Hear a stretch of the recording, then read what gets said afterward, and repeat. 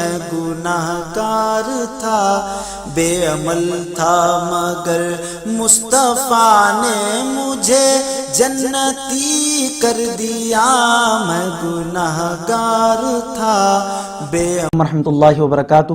اللہ رب محمد صلی اللہ علیہ وسلم، نحن عباد محمد صلی اللہ علیہ وسلم۔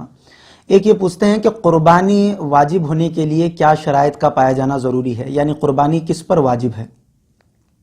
دیکھیں، قربانی واجب ہونے کے لیے 4 شرائط کا بیک وقت یعنی ایک وقت میں پایا جانا یہ ضروری ہے۔ اور یہ بھی یاد رکھیں، قربانی مرد کی طرف سے بھی ہو سکتی ہے اور قربانی عورت کی طرف سے بھی ہو سکتی ہے، یعنی یہ نہیں کہ عورت قربانی نہیں کر سکتی، صرف مرد ہی قربانی کر سکتے ہیں، ایسے نہیں، مرد بھی قربانی کر سکتے ہیں اور عورت کی طرف سے بھی قربانی ہو سکتی ہے۔ اگر عورت بھی صاحب نصاب ہے، عورت کے پاس بھی اگر اتنا مال پیسہ ہے تو عورت بھی جو ہے نا قربانی کر سکتی ہے۔ اب قربانی کرنے کے لیے جو شرائط ہیں، وہ سب سے پہلی شرط یہ ہے کہ مسلمان ہونا۔ سب سے پہلی شرط ہے مسلمان ہونا، یعنی غیر مسلمان پر قربانی واجب نہیں ہے۔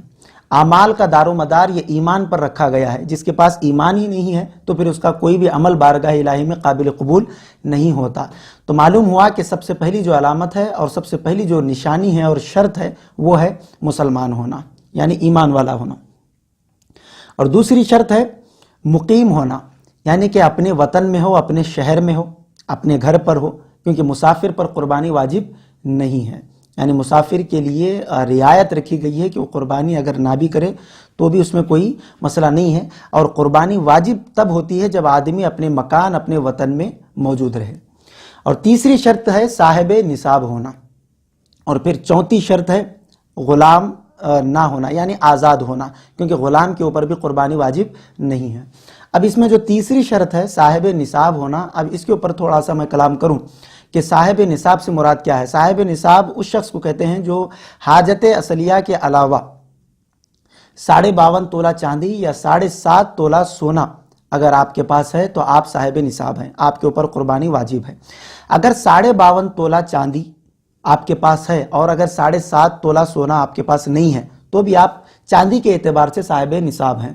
اگر آپ کے پاس 52.5 تولہ چاندی بھی نہیں ہے اور 7.5 تولہ سونا بھی نہیں ہے، اگر 2 تولہ سونا ہے تو اگر آپ دیکھیں گے 2 تولہ سونا کیا چاندی کے نصاب میں پہنچ رہا ہے، یعنی 52.5 تولہ چاندی کیا 2 تولے سونے میں آ سکتی ہے، یا اس کا جو اماؤنٹ ہے وہ اس کے میں کمپیر ہو سکتا ہے۔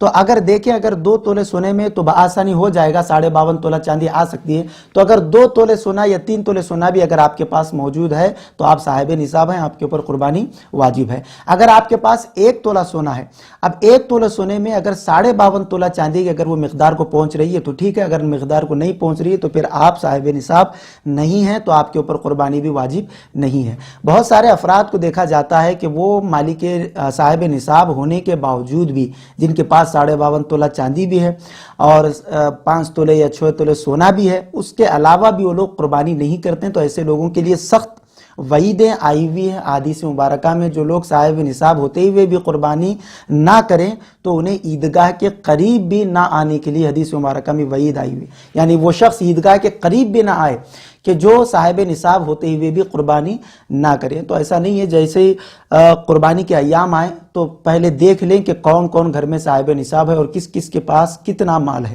حاجت اصلیہ اس کو کہتے ہیں، یعنی ضروریات زندگی، گھر ہے، مکان ہے اور جس کاروبار ہے، یہ تمام حاجت اصلیہ ہیں، یعنی ضروریات زندگی جس کے بغیر انسان رہ نہیں سکتا، زندگی ہو ہی نہیں سکتی۔ جیسے مکان ہے، مکان کے بغیر انسان رہ نہیں سکتا۔ اگر تجارت کے لیے اگر کوئی اس کی گاڑی ہے، اگر وہ تجارت نہ کرے اس گاڑی پر تو پھر گھر چل ہی نہیں سکتا۔ تو یہ تمام چیزیں، ایسی جو بھی چیزیں ہیں، یہ حاجت اصلیہ میں شمار ہوتی ہیں، اس کے اوپر قربانی واجب نہیں ہوتی۔ کچھ باتیں جو مسائل آپ کے سامنے میں نے رکھے، یعنی یہ 4 چیزوں کا پایا جانا بیک وقت ضروری ہے۔ اگر یہ 4 چیزیں پائی جاتی ہیں، اگر آپ صاحب نصاب ہیں تو آپ ضرور قربانی کریں۔ اللہ تبارک و تعالیٰ اس کا بہت بڑا اجر رکھا ہے، جو کہ دنیا میں بھی ملے گا اور انشاءاللہ تبارک و تعالیٰ آخرت میں تو بہت زیادہ اجر اس کے اوپر رکھا گیا ہے۔ اب یہ 4 شرائط ہیں، اگر 4 شرائط پائے جاتے ہیں تو ضرور آپ قربانی کریں۔ اس کے علاوہ مزید اگر آپ کے کچھ سوالات ہیں تو آپ ہمیں ویڈیو کے کمنٹس باکس میں پوچھ سکتے ہیں، انشاءاللہ تبارک و تعالیٰ جلد سے جلد جوابات دینے کی کوشش کی جائے گی۔ اللہ تعالیٰ سے دعا ہے کہنے سننے سے زیادہ ہمیں عمل صالح کرنے کی توفیق عطا فرمائے۔